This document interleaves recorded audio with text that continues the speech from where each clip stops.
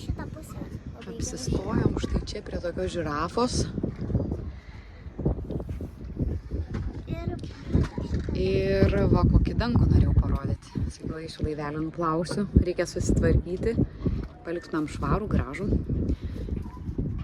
Va, ir ateina tiesiog taip sparčiai gana iš jūros pusės debesų kukuliai. Kukulių kruša, kaip ten, tikiuosi nebus, bet vaizdas tai toks geras. Patalynę nusivelkam.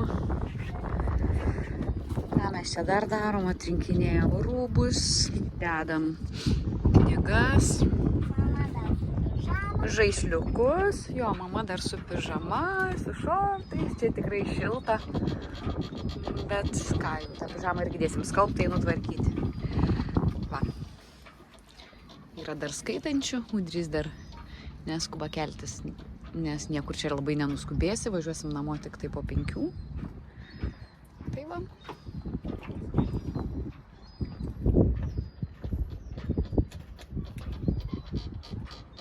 Ir žiūrėsim, kokią čia lietaus sulauksim.